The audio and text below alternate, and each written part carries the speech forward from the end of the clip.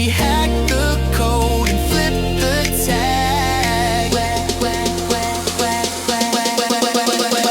Where cliches come to retire. Drop that beat, turn down to fire. Say what's real, make fears take a seat. Unconventional wisdom, dancing on your feet. Hey. Hello, and welcome to Unconventional Wisdom about conventional wisdom. I am your host, Kim Miller-Hershon. I am here with Jodie Hill. So excited to have this conversation. And Jodie, I'm going to let you introduce yourself, please. Of course. First of all, thank you so much for having me. I am, as you can hear, English. I am a solicitor in England and I founded my own law firm, Thrive Law, about 8 years ago. And we specialize in employment law, but particularly around culture, mental health, neurodivergence. So going beyond the law, looking at culture and strategy and training. So embedding some of those positive behaviours that can help us prevent things like discrimination in the workplace. I have a team across the UK, about 20 of us now. And we've also just started doing commercial and data law. So keep growing. I love that. And I just think what you're doing is so important. And the fact that you're willing to do something on the front end is amazing. Because I always say to people here in the US, it's if an attorney contacts me, it is typically too late. Because by the time the company has contacted an attorney, Yeah. it's always a full-blown problem that does not have an easy solution, right? It more has a legal solution. It does not have a behavioral solution typically. And also, you end up having this kind of unpicking and expense around actually things that we could have potentially prevented. So, Right. yeah, we're just trying to reframe how we approach law and make it more accessible, not just from a neuro-inclusive perspective and disability, but also from a social mobility perspective, making it easy to understand, easy to access, so people access it earlier and prevent those more protracted issues Right. that can end up Yeah. happening. Oh my gosh. So important. You are truly a trendsetter in the best way. And I'm excited for this conversation. I'm excited to know you. All right. So, your random question is if you could take the next year off. And here's the thing, you cannot work, or at least you can't work in anything that you currently do. How are you spending your year? You know what? That's actually really easy for me. So it would be to travel the world surfing and doing yoga, which I snip it into my work anywhere policies at Thrive Law. But for me, I did 2 weeks in January in Costa Rica and I switched my phone off for 14 days. As a founder, by the way, really hard to do. I switched my phone off. I fully immersed myself in the nature, in learning to surf, just not working. And it was the most amazing experience. And yeah, I would love to do that for a whole year or for the rest of my life. Yeah, exactly. Yeah, I have found myself recently. So I'm a big hobby person. I sew, I paint, I knit, I do just all of those things. And if I could just spend a year just like doing craft things, I would just be such a happy camper. The problem for me would be narrowing it down to get really good at something, but that would be super fun. I think that's it. When you have the time to focus in on something, you That's can right. get. And for me, just having even 2 weeks meant my surfing and my yoga improved so much. And I was like, Yeah. oh, can you imagine if I did this for a month or 2 months or a year? Like, Yeah. it would be amazing. And I think so often we get caught up in work that the hobbies become like less and less, especially if you enjoy what you do. Like, I love what I do, I get a lot of joy out of it, but it's still work. And so for Right. me, switching off fully, that would be Right. impossible, but also amazing. Right. So think that there's a lot of benefit from really walking away and not thinking about it. Because when you come back, not only are you energized just because you've had a break, but I think you can see things in your business that you couldn't see when you're just heads down. Yeah, so true. And my team always laugh when I go away because I have a little book that so that I'm not on a phone and I'll write loads of ideas in and like things come to you that normally they come to me in the shower or somewhere really Right. inconvenient, but I can't write it down. But actually, I come back with all these ideas that if you don't create the space in your mind and in your life, you don't get the opportunity to create those ideas or even Right. think about them. Yeah, I fully appreciate that. And I also think that when you create that space and do stuff that you really love, you switch off and things come to you that you would never have Right. thought of. So, yeah, for me, that space is Hmm. important throughout your career, not just a full year at creating Right. that, but equally imagine the ideas that I'd come up with if I had a year off. Yeah, really. There you go. Yeah, I agree. I have actually challenged, I have an executive women's online coaching program right now. And I've actually challenged them to, because they're like you, right? They have a lot of employees, they're really thriving in their businesses, they're growing. And I've actually challenged them to one day a quarter to put in their calendars where it's not vacation in the same way as we're talking about taking time off. But I've challenged them, you have to take one full day by yourself. I will create prompts for them beforehand, and they have to go somewhere lovely. Whatever lovely is for you, you can't take this day in your office. Like you have to go somewhere. And it's funny because I think the same thing as you. Like when I think about that, like I need to go to water. I'm the same. Yeah. And you can do an activity or you can just be with yourself. And it is, I think, oftentimes hard to take the time to work on your business versus in your business. Especially when you're a technical person. So if you're a lawyer in your business and it's a law firm that you run, you can so easily be drawn into the work, right? Yeah. It's your skill, a technical skill. So I find that's especially when you've grown it from being a consultant and then you've grown it out. So you were the person doing the advice. It's easy to be drawn back in. And I think especially a lot of founders will think, oh, if I'm not involved, then it won't go well. But actually, you've got to trust your team to do it and you've got to Right. be strong enough to step back to be able to enable the growth really because I think when you're so caught in the weeds you can't see objectively what's happening in the organization and you can't grow properly because you're the blocker. Isn't that the truth? Yeah. All right. Let's get into some of the questions. The first question I have for you is what is one piece of conventional business wisdom that you followed early on, only to really find later on that it really didn't work for you? So I actually have two. So the first was it's really about saying yes to everything because you feel like I have to say yes to everything because it's a really good opportunity and how am I going to grow otherwise?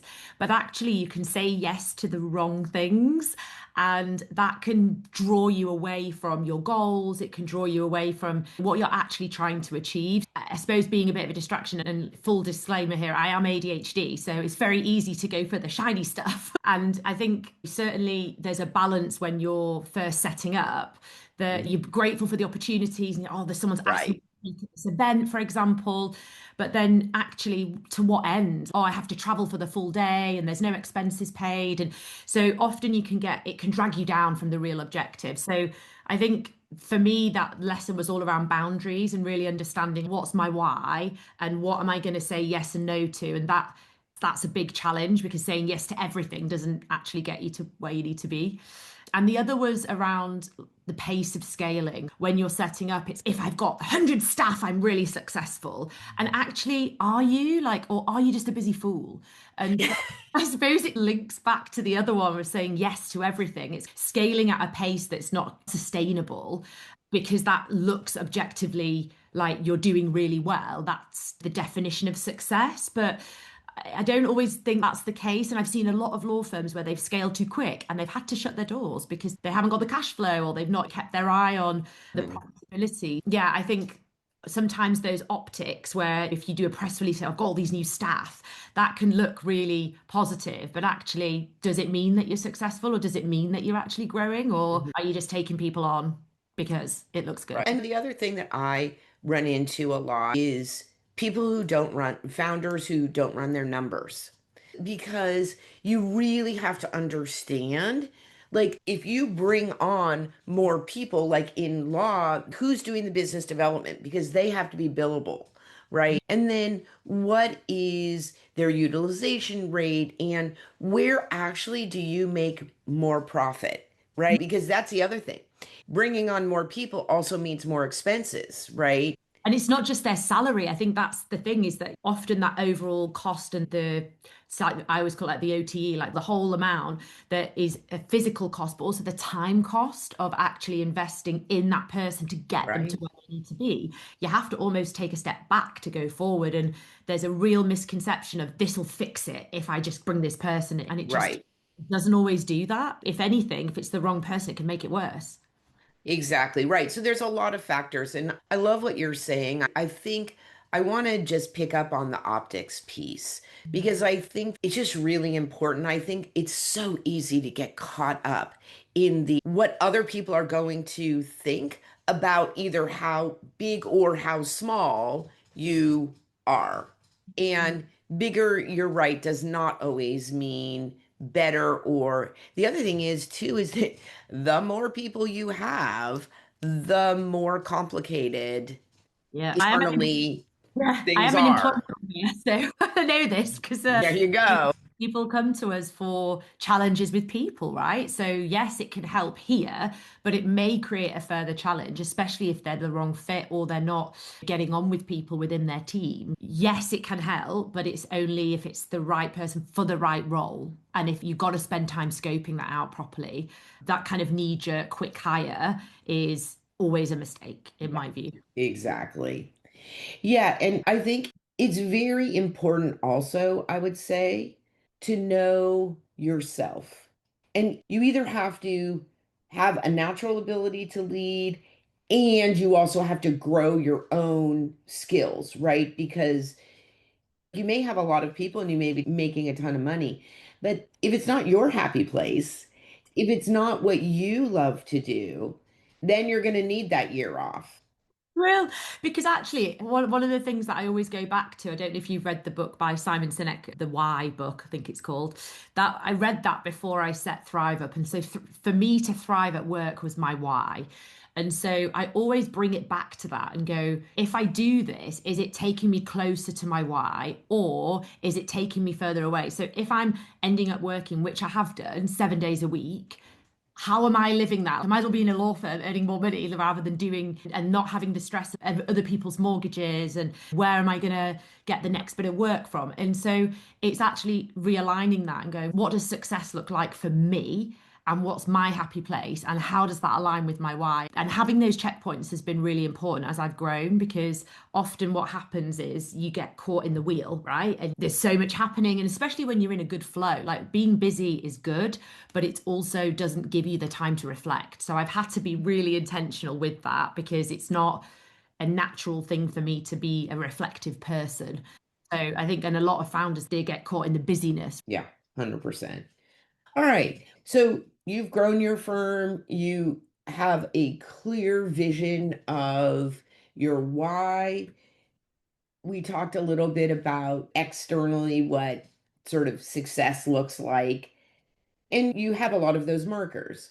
What is something that you still struggle with on the inside? So I really struggle with managing the boundaries for downtime. So even though I'm saying like these are things I need to do, and I have to be really intentional with it. So blocking time in my diary, getting other people to make sure that I do it, like locking in time for therapy. Because I love what I do, I'm just like, oh, I'll just quickly check this, or I'll just quickly do this. So I have to really be quite intentional with my downtime. And Mhm. I think for me, I still struggle a lot with switching off because when I do switch off, I then get ideas. So it's like this cycle. I think some people think, oh, she's totally nailed this self-care thing. She's totally got like the balance. And I just don't. Like some weeks I'm really good at it, other weeks I'm crap at it. And it's just about making the time and being honest with myself Yeah. that if I haven't made the time to protect my mental health and I haven't done that, then what am I going to do to ramp that up the following week? For me, I think optics, it probably looks like, oh, she's like the mental health queen. She knows what she's doing about this. And there's lots of things that I do really well, but there's loads that I'm rubbish at. And I think naturally, because I'm ADHD, I struggle to rest. I struggle to do nothing. So what Right. I've learned over time is actually my definition of rest is different to other people's. Laying on a sun lounger reading a book for 10 hours is not my idea of rest. I like reading, but in short bouts, and maybe doing a walk or active rest works for me. And Mhm. so I think it's taken me a bit of time to get to that point, and I wouldn't say I've nailed it, but I'm definitely getting there. And I think the most important thing that you said is, again, which is really a lot of the point of this podcast, is I'm figuring out what works for me, Mhm. right? For you, like you said, sitting and reading a book for a long period of time or doing nothing.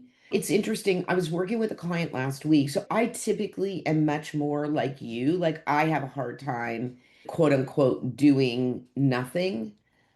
But until about after 8 o'clock at night, though, don't ask me to think. That's my brain's cutoff point.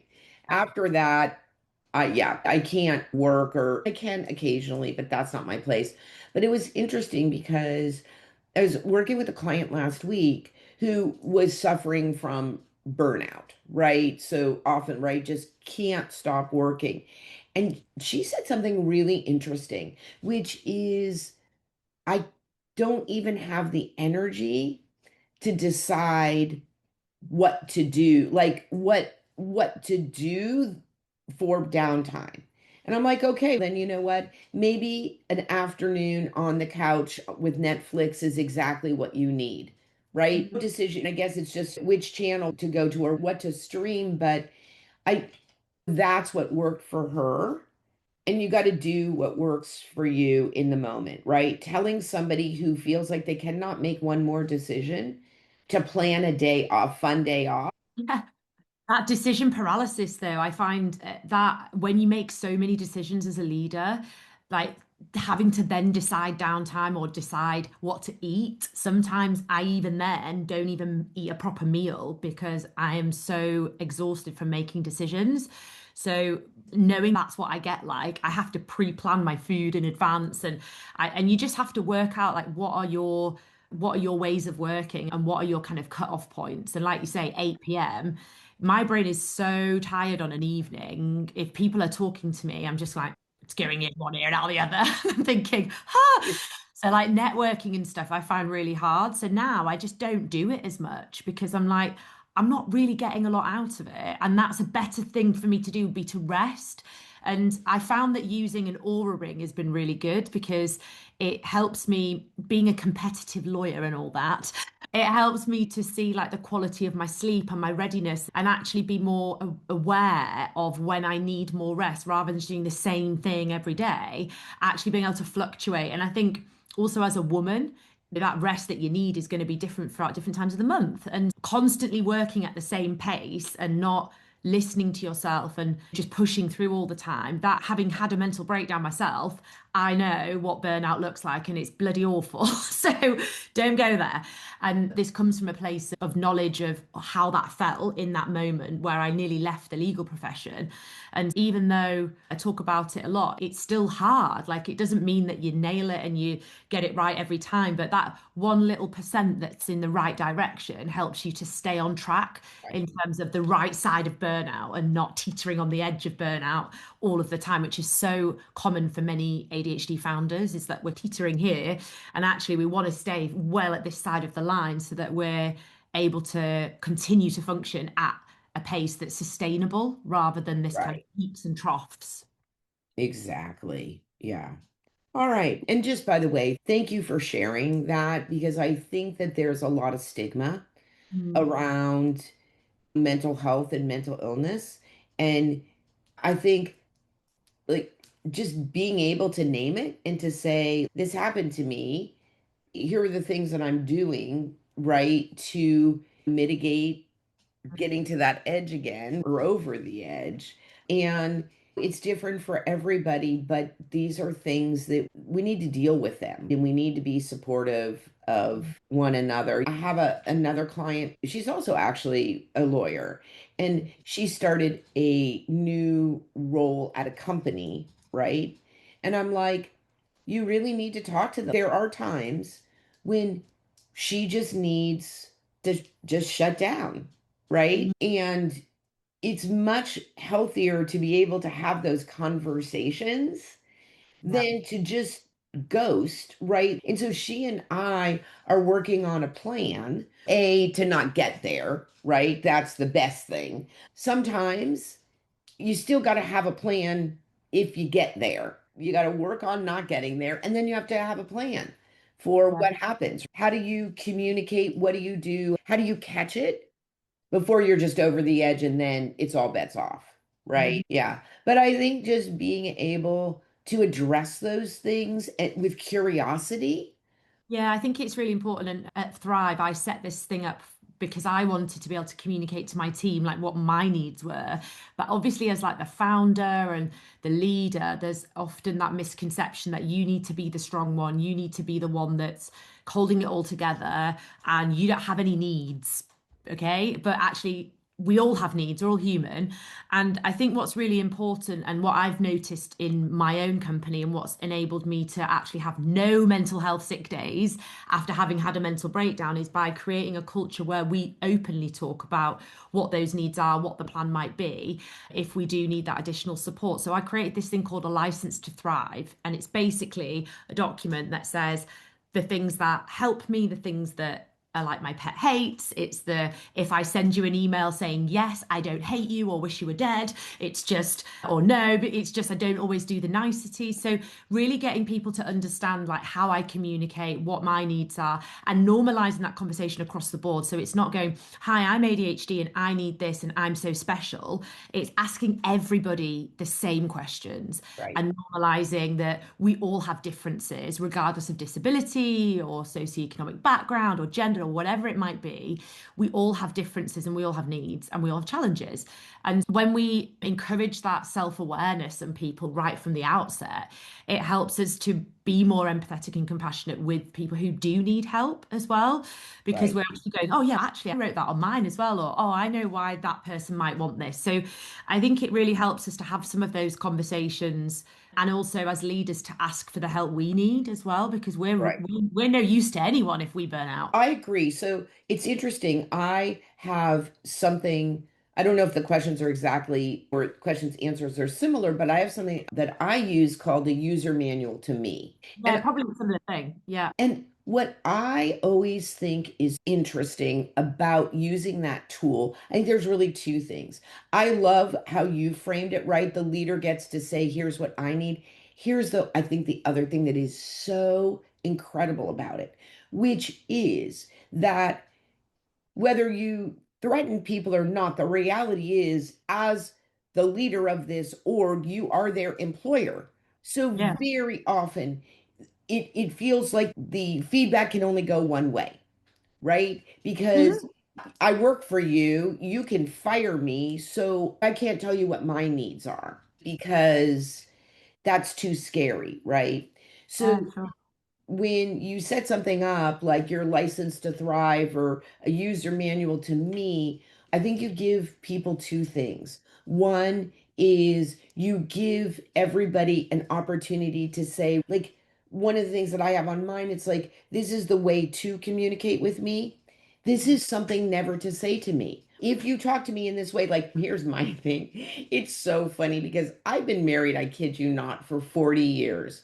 And even now, if my husband tells me to do something, I have this just right, just don't tell me what to do. And it is about tone, right? Or it's about, oh, please, can you do this? But if you tell me what to do, I am just going to go, Yeah, right? it's recoil, right? I Yeah. know exactly the thing. My partner's exactly the same. He's also a CEO, and both of us obviously have our own businesses because we don't like to be told what to do. And so it's exactly the same. And it's interesting, right? Because somebody who works for you gets to say, don't talk to me in this particular way. This is a Mm. trigger for me. And I think it's so healthy. The other thing that this does for you, your license to thrive, is that you lay a foundation and then you allow a conversation to happen outside of whatever the Mm. particular issue is about your relationship, how you treat each other, how do you get through conflict, Yeah. right? How do you disagree with each other without tearing each other down, right? And those are It really healthy conversations to have. It is, and actually, the point about conflict is a really good one because then you can address how you like to receive feedback. So I have a really good example here. One of my team, she struggled with anxiety, and I know when I struggled with anxiety, if somebody gave me feedback in an email and then said, "Here's the email, I'll speak to you about it tomorrow," I'd be ruminating, going, "Oh my God, what is it? Oh, I'm reading stuff that's not there," basically. And so I decided to, this is before we brought the license thrive in, this is one of the reasons that it does actually help. But I decided, and I got it wrong, I decided to adopt the same approach as what I would have preferred with my anxiety. And she actually said to me, and I asked for the feedback, she got really upset. And it was nothing like, the feedback was nothing catastrophic, but she cared so much about what she did. And she just said, actually, when I asked her for the feedback, she said, actually, I would have preferred if you'd have given me the email in advance so I could process it. And then in the moment, I wouldn't have felt so shocked and upset. And it's not that the way you've delivered it is bad, it's just that I process stuff differently. And it really sat with me because I thought I was doing the right thing. And I really thought about everything. I saw a coach, I did loads of stuff beforehand, but actually, I hadn't asked her how she wanted to receive it. And that was one of the big turning points of even where you've got the same condition, you might still process differently. And I think it's really important that employers acknowledge that because you might be thinking with the best intention in the world that you're doing the right thing. But actually, if you don't ask, you don't know. And I think that's, for me, it was a really important lesson of really hearing what people need and understanding the differences. Yeah, for me, that's what part of the document includes. It's like how I like to give and receive feedback as well. It's in there. Which I love that. So good. All right. If you could rewrite the rule book on leadership, what's one outdated belief that you'd throw out and what would you replace it with? I probably link it to mental health in that often leaders that show vulnerability are seen to be weak or have been seen to be weak. And particularly, I cried in front of my staff the other week. It was nothing to do with them, but equally, they cry in front of me. And I think there's still a lot of people who think if you get upset in front of your team, they're going to all be really worried that you can't lead them anymore. But actually, I think I'd throw that out with, I suppose, something to do with psychological safety and like that piece of like psychological safety doesn't just sit at the bottom; it's throughout the entire organization. And in order for you to really achieve that within the culture, you have to live it and breathe it. You can't say, "Oh, it's psychologically safe for you guys to be upset. Don't worry about it." But then when you're feeling vulnerable, you hide it all. So I Mm. think as a leader, it's definitely something that's changed over the years. And certainly when I set up, there was a lot of rhetoric around she's only 29 and she's got mental health problems. Will she be able to do this? It was like seen as a weakness. It was Mhm. seen as like, oh, she won't be able to handle the stress. And the reality is, running my own law firm is more stressful than working in a law firm, but I dictate the environment. So I have autonomy. And because I'm living my purpose and my values, yeah, there is stress, but I'm able to manage it much better. So I still have neurodivergence. I still struggle with my mental health, but I'm able to manage it and show my team that we can work through and we can be successful with whatever disability you might have. And I think there is a lot of stigma, back to your point earlier, around if you if you bring in personal challenges, then your head's not in it, you're not able to succeed. But the reality is it shows that you're a human, and it shows that when you're asking people to be vulnerable with you, you're more likely to listen to them and to support them with what they need. So I think I answered that. It's Yeah, the outdated, absolutely. yeah, the Yeah, outdated belief of weakness. I think that's the right. Don't you think, though, it's such a fine line? Because I would agree with you. And then I would also say they also have to see you as somebody who has the ability to make decisions, who, again, is very clear about their why and the why of the firm. So it's definitely a balance. which I think you're not saying one or the other, but I do think feeling what you're feeling and not ever showing it, I do think oftentimes is a mistake. Because the other thing is, too, is that we've seen countless examples of this when, because here in the United States, especially in tech, there's been a lot of layoffs, right? Mm. And when the leaders get up and just say, we got to do what we got to do, they just seem heartless. Exactly. There's no compassion or empathy to what those people might be going through. And it is a business decision, but they're still humans that are Right. being affected. Yeah, exactly. And yeah, it's interesting because I think about this with my team, how much to share and how much not to share.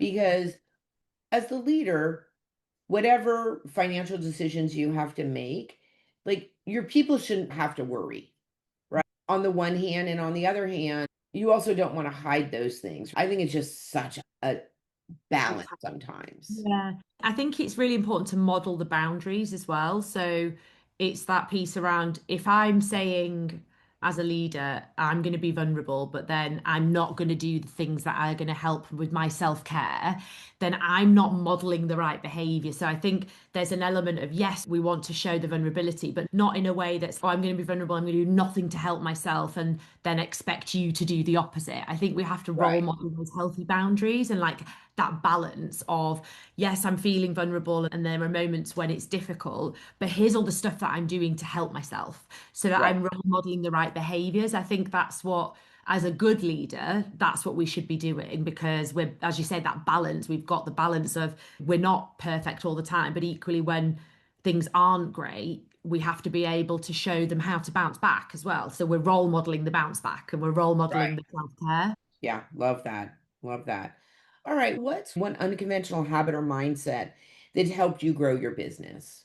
I think for me, I'd say it's around, it probably comes back to most founders being a bit controlling over stuff. But I'd say that when we delegate, for me, I've reframed that as empowering others and educating others rather than giving up control. Or it's like that reframe of when I'm delegating to some of my team, they're growing and they're being empowered to make decisions rather than that, oh, I can't let go because I can do it better. And so the reframe, or I suppose like that mindset shift around that, really helped me to grow because it helped me to do the stuff that I'm best at and to delegate to those people who actually are better at those tasks. But Mhm. until you start to do that and you really embrace it and let them make mistakes, let them learn and grow, I feel like it can really hold you back because you're bringing in these amazing people, but you're like, oh, I could just do it quicker myself, or I could just do it better myself, which probably is right to start with, but it doesn't mean it's the right decision not to Mhm. delegate. So for Right, growth, it was really about getting to grips with the power of effective delegation and the mindset shift of this is empowering them. This is not me not caring about work and not doing what I'm supposed to do. I'm actually doing the right things and delegating the stuff to them that they're supposed to do. Especially when I was on my own to start with, it was like I was doing everything. And so having to constantly strip back and go, okay, so who in the team has the skills to take this bit on, or do I need to bring someone else in? And constantly right. reviewing that has been a Yeah, really important part of growth. definitely. Yeah, I do a whole course on delegation, so you are just speaking to the choir here. Love But that. I think you said something.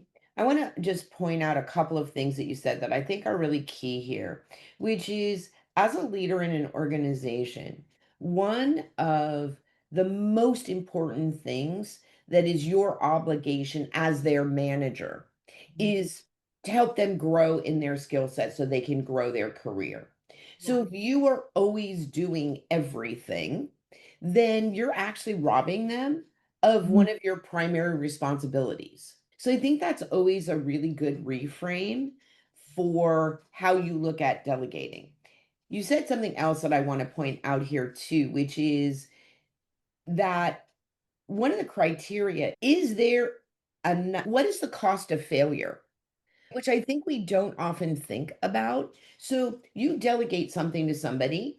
I don't know, you're not a litigation firm. I've got some clients that litigate and they have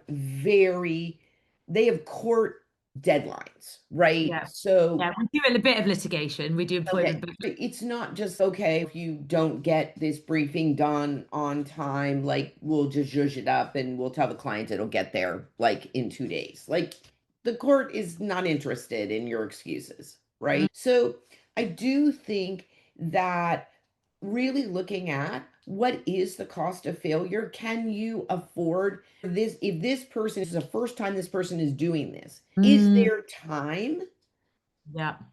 if they make a mistake? And if something is super critical and it's a short time frame, that actually, even if you are overrun with things to do, that actually just may not be an appropriate thing to delegate.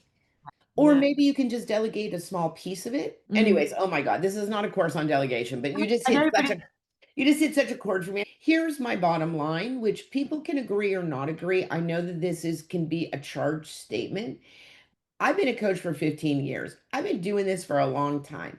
Let me tell you, my experience of helping managers and leaders on delegation is that I'm going to be so bold as to say 99% of the time, it is the manager's issue if something is not done well. yeah, it's the communication around it. And sometimes it's the timing as well, like leaving something without enough time for you to review it properly or you to brief them properly, like expecting people to pick it up without the skill set. Like you see it all the time.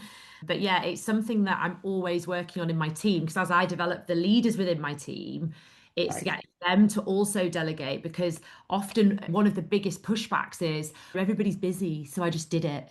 And I'm like, yeah, but how are they going to learn to prioritize? You have to delegate. And yeah, of course, sometimes it is like you say, there's a tight deadline, it's a court deadline, but actually, most of the time, you don't get it that tight. That's It's right. if you plan it and if you communicate really well, you can really start to see that development and that empowerment within the individual when they do a good piece of work, or even if the work isn't very good and they sit down and they go, I really appreciate you giving me the opportunity and the feedback. And I think it's such a beautiful part of what we get to do as leaders because we get to grow them. And I never had that when I was a junior lawyer. Like I didn't have a leader above me that gave me the time. Like I remember I used to queue up outside their office and be like, can I quickly get this red pen? And then I couldn't read what was on the page and I would have to wait a week then for somebody to even give me any support. And I always remember thinking like I just don't want to have a law firm that ever makes my staff feel like they're not important and actually that I won't give them the time because the time in the delegation it's what helps their growth accelerate at pace rather than it being this stagnated process of oh well it's just quicker to do it myself or it's oh they're too busy so I just left it. But you could always say that, right? If we're busy, we're busy. You could say it every day. Exactly, for everything. And then the last thing I'll just say about this, because we could, again, we could do a whole Maybe on we this. will. But one thing that you said that I think is really important to acknowledge is that one of the criteria of things that are really good to delegate are repeatable things. So if Mhm. you're teaching somebody how to write a really good brief or a really good whatever it is that they're going to do, they're going to have to do that over and over again. Spending time on the front end so Mm, that they actually learn how to do it well is going to save you so much time on the other end of things. It's mm. going to pay the ROI on that is just going to be exponential. Exactly this, exactly. And it's that time up front that people don't want to do because they're too busy. And it's like, Right. actually, you're never going to get out of this cycle unless you put the time in. So, yeah, preach. Here we go. All right. Many leaders secretly battle with imposter syndrome. And I really have a two-part question for you. Yeah. One is if it's going to come up for you, what is a situation where it is likely going to rear its ugly head? In imposter syndrome, we're talking about like self-doubt or a lack of confidence. And then how do you get yourself back to either neutral or the ability to move forward? So I have two scenarios where it comes up for very different reasons. So I'm going to mention both. So the first is when I'm asked to speak as like a keynote at something and it's you're so inspirational and blah blah, blah and I just go, I'm like, I'm just doing me. And it takes it's like sometimes I'm like, oh, I don't really have anything to say. And I almost talk myself out of it. But I actually love public speaking. I love it. And so I have to go back to my why and really ground myself. And I find breath work really helps me with stuff like that. It's just like regulating myself because I can almost get myself into, oh my God. So there's two parts to that. Is part of it is beforehand saying whether or not I'll do it. And then it's like the lead up to before I go on the stage. And it's that feeling like, oh my God, no one's going to come to this talk, or they're all going to think that it's rubbish, or I don't really have anything to say. You put all these words in your head. And like the breath work helps me to quiet the noise, and it helps me to just, I don't know, just ground a little bit. And I also take the time to read some of the feedback from my other talks that then reinforce that actually it's worth doing, because if one person's inspired and I help one person, then that's worth it for the feelings of imposter syndrome that I get and anxiety. And then the other area is, and this is, I don't think I've ever shared this publicly, but one area that I get this is because I'm now the manager, obviously I'm the managing partner and I have been the whole time. But the reality was when I first set up, I was doing legal work every day, all day. And now I don't do legal work every day, all day. I'm doing lots of other stuff. So when I'm doing legal work, sometimes I'm like, oh, what if I don't know it?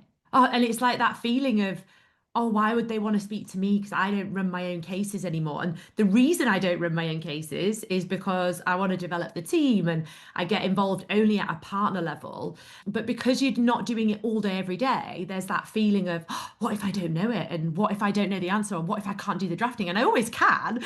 But it's that narrative that you tell yourself. And for me, actually, that it came up only yesterday where a client only wanted to work with me. They were adamant. It does happen. And I'm quite clear with a lot of clients. Sometimes it's not going to be possible to work with me direct. It's just like boundaries. I can't always do it.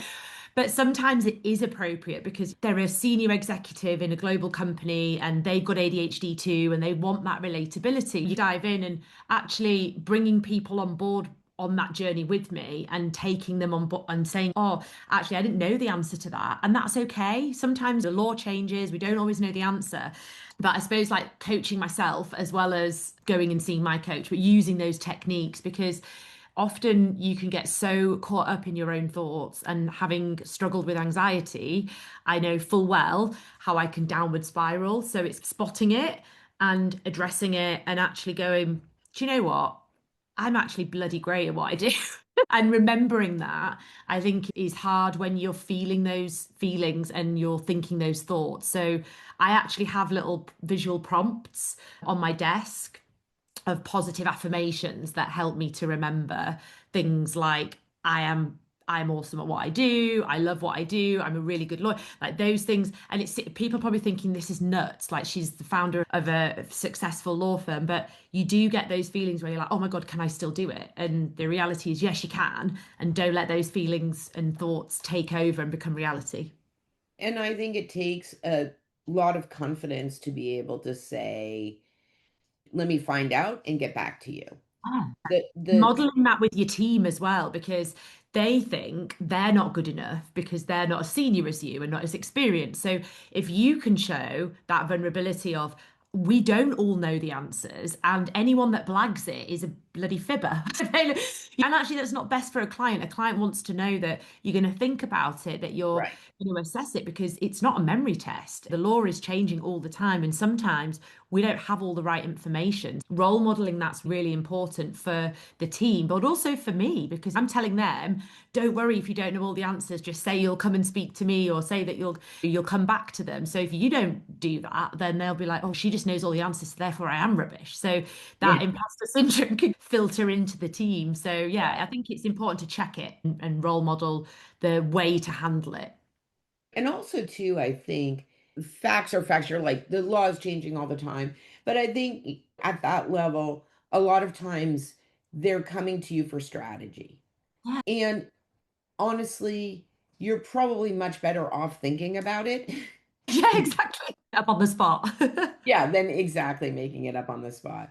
Although I do have I'm sure that you've had this experience too, where because I am such a verbal processor, Mm. that oftentimes as I am talking something through, I will say something that I didn't even know my brain was thinking. And I'm like, oh my God, that's such a good idea. So true. Do you know that I'm a verbal processor as well, and one of the like that's why I think therapy has been so good for me in coaching and talking through challenges. And I genuinely love doing conversation with a new client or a really complicated case where people are like, "Oh, just bring her in and let's just see." And things I could prep till the cows come home, but if I'm just in the moment and I'm processing, I can just come up with stuff. It might not be the end solution, but ideas start floating that doesn't matter how many hours of prep I would have put in without that verbal processing, I wouldn't have got there. Yeah, I think that's a really good point. Yeah, yeah. Jodie, what a delightful conversation. I just know that there are so many listeners out there who are just going to be so inspired by you. And again, I think one of the things that I just want to say over and over again is just how appreciative I am around normalizing mental illness, around normalizing neurodivergence. And the reality is that everybody is wired differently. And to be able to just have it be, this is just who I am. And I get to have all the things that I want. I may have to do things a bit differently because of the way that my brain is wired, but you also don't use it as an excuse to not achieve. The road may look different, but you get there. And I think it's so inspiring. So I'm so glad that I met you, and I'm so glad that I got to have this conversation with you. So just thank you so much. Thank you so much. I've absolutely loved it. Good. So this is Kim Miller-Hershon, and you have been listening to Unconventional Wisdom about conventional wisdom with Jodie Hill. Please share this episode. I know that you know somebody who really needs to hear exactly what Jodie had to say. So please engage, share, download, all the stuff. And then we will see you next time. Go out and be a better human. Where cliches come to retire. Drop that beat, turn down to fire. Say what's real, make fears take a seat. Unconventional wisdom, dancing on your feet. Hey!